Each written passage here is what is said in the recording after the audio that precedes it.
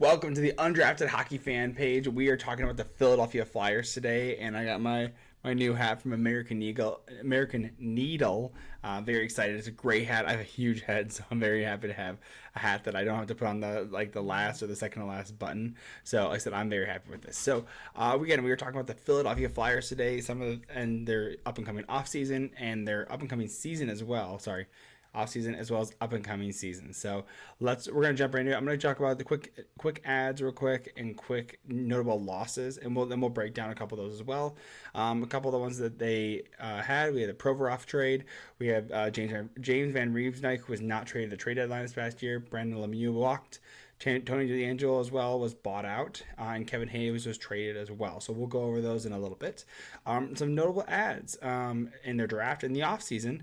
They got Mitchkov and they got Oliver Bjork. So two great prospects. They signed Bonk and Mitchkov, who was dropped down all the way to their position. I believe it was 7th he was drafted overall. Very great pickup, by the way. Great franchise, I almost said federation, franchise guy that they're going to have, which I'm really excited about for him. I'm super jealous. I wanted him on the Red Wings or the Sharks, any team that I cheer for, which those are the two are in the top 10 that I cheer for. So a couple ads. They got Cal Peterson in the trade, so there's their backup goalie situation. Sean Walker as well, trade, and then Garnett Hathaway in free agency, as well as Mark Stahl. So we're going to go over a couple of the trades. And this team, by the way, they're in a lottery position. Let's be honest. They're in a rebuild, but I am super happy they're finally committing to the rebuild. They're finally saying, hey, we picked a position. We're going this route. And so I'm super happy that they have a direction at this point. So let's jump over to the page. We're going to go over a review of what they got. So Philadelphia Flyers, having only a little over $3 million in cap space projected, but with LTIR candidates having $9 million. Mostly, it's not going to be it's going to be more so so they have a $6.25 million hit, which gives them $9 million of cap space. But with the goal of it's Cam Atkinson and Sean Couturier both being out, but the goal is of Atkinson coming back. Couturier is still up in the air. It is unsure whether he's going to come into the lineup or not. So at this point, we're going to assume not. But going on to Sean Couturier's injury, just to show you an idea of what flexibility this could give him. I mean, this is a long contract, by the way. Look at, you can see it's going on for a couple of years. It goes, I think, until 2028, I believe. Especially 9.3% of the cap. It's a good chunk. So hopefully they can utilize that while he's out to get get a good player, or take on some cap space and get some picks so they can do this rebuild properly. I'm excited for Danny Briere. I think he's doing a great job in my opinion so far. So we'll continue to talk about that as well. So, and then of course Cam Atkinson, he just had his neck surgery, I believe, and should be bouncing back as well. So.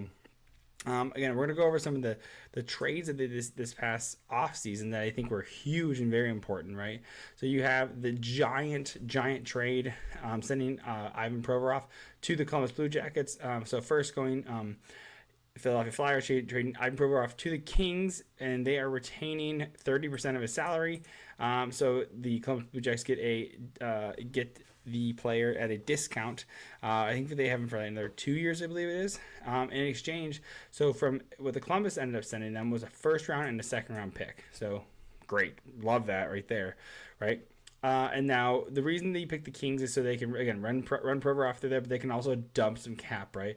So Cal Peterson signed this 3-year deal. It was only in the first year, and he did terrible. Was sent down to the AHL for that, and so now they're taking on Cal Peterson's next 2 years of his contract, I believe, along with taking Sean Walker, an actual player, so replacing that Ivan Provorov spot in that case, as well as AHL prospect and a second round pick from LA. So they're trading. So they're getting all these assets: a second round, a prospect, an actual player, and a backup goalie. And they're sending over two AHLers or two prospects, as well as Ivan Provorov. So really, this is more of a cap dump for the LA Kings, as well as the Flyers moving out the Provorov deal. The condition on the first round pick is that Columbus must decide after the 2024 first round pick is complete if they're sending a 2024 second or a 2024-25 second round pick. So it's either way, Flyers are getting a first round pick and a second round pick. It just depends on if the second round pick is going to be a 2024 or 2025. So not a big deal. So we'll see where they end up. Oh, so I think they must decide. Oh, after the 2024 first round is complete. Okay, so that's next year they'll decide which pick they're end up getting. So huge trade. Good. I think it was a great trade by Flyers. They got a first round pick. They got a backup goalie that if he ends up doing well, they can flip. Sean Walker's a great player. Just not enough space on the lineup for him. I'm super happy with them acquiring him, as well as offloading Provorov and actually getting value for him as well. And they got a first round pick. I mean, it's a win, honestly, a huge win for Flyers. I'm super happy with that. On the Kevin Hayes deal, we kept hearing more and more about this with the Kevin Hayes deal. And he was looking to go to St. Louis at some point, only for a 6th round pick. I think that's, again, it's a cap dump. So let's see. Jeez, oh my goodness. This doesn't feel like it. This is where one I don't feel like it's a great deal. So look, you're seeing they got a 6th round pick for dumping 3 years of Kevin Hayes. I don't love that, honestly. How old is he? He's older, I know that. 31. I mean, come on. Like I would have just rather kept him and then had him play well and see how he did. I mean, if he played well, then you could get some actual good assets for him as opposed to just dumping him off right now. Look at 54 points, 81 games, bad trade. In my opinion, bad trade. I know cap space is the goal here, but to me that I think you could got more unless there was no interest. But I think that on a bad Flyers team, he had 54 points in 81 games. I think you could have waited. I mean, I disagree with that. I think that's a bad trade in my opinion. So, but it is what it is. So, just a trade deadline one, just trading second round picks so that they can move up and get Carson. No big deal. And then, this is another trade. They wanted to trade the rights. So Hurricanes wanted the rights to David Kasha, and so they ended up doing, who's an older player and related to Andre Kasha, who the Hurricanes are familiar with, and sending over Massimo Rizzo and a 5th round pick. So again, just acquiring picks. So I think that's a great pickup for them. So some of the losses they had, here's some of the signs that we talked about, right? So put on Tony DeAngelo on waivers. I do actually want to go some of the transactions, some of the people that end up losing. So going over this, you could see that they signed Hathaway. Keith Ravellos was not given an offer. And Brendan Lemieux was not resigned. Neither was James Van Riemsdyk. Justin Braun is gone. Again, signing Mark Stahl. Ronnie Atters is someone that grew up, went to my high school. I know the kid. I grew up with the kid. So I'm excited for him to get his 2-year deal there. Very excited for him. Victor Mete signing a 1-year deal. I like that. Cam York re-signing. No, Cates re-signing, like that. Again, Tony DeAngelo bought out. Arison, fine. And Bonk, like that a lot, picking up him as well. So I'm going to go over some of the lineup here. So now that we have an idea of what the lineup is, I don't know if Couturier is coming back though. So this is kind of with a grain of salt. And the thing is, people are having these Couturier coming back in. So I guess they probably daily face-off. This is their daily face-off, by the way. So they probably know more than I do. So we're gonna go off their guesses at this point. So I like Joel Therapy. I like Morgan Frost. I think Owen Tippett's underrated in my opinion. Great pickup from Florida in their trade.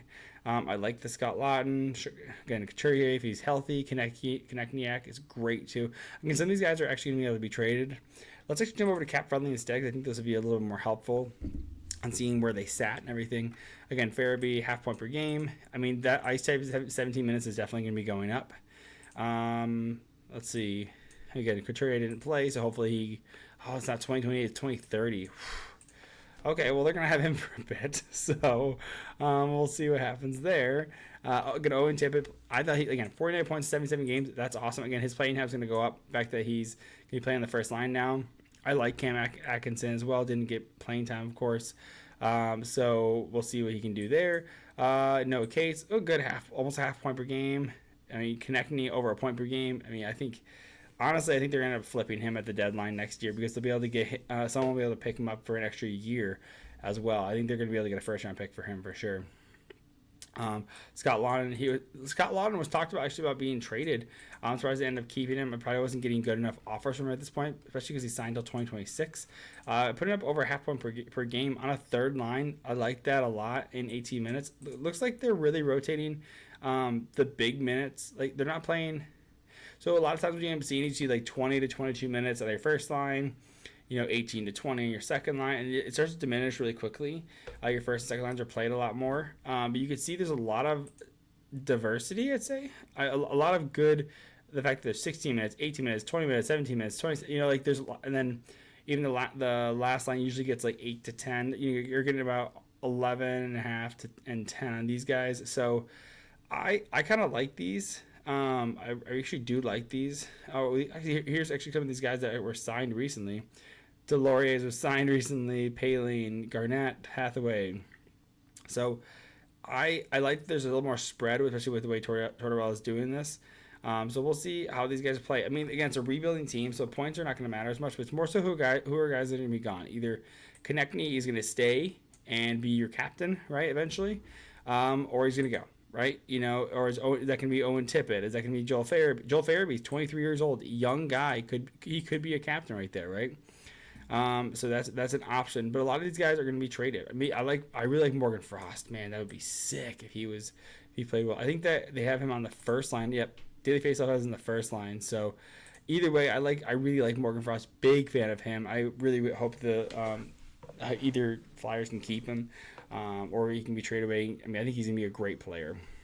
So I think he definitely hasn't hit his full prime yet. So Travis Sanheim, long-term player right there. He's going to be there for a long time. So playing on that top line. Rasmus Ristolainen, I didn't love the trade when it happened. It is a choice. 20 points in 74 games. Again, it's a choice. So sorry, guys. Mark Stahl, I liked him on the Red Wings. It's a one-year deal. They're probably going to flip him at the end of the deadline.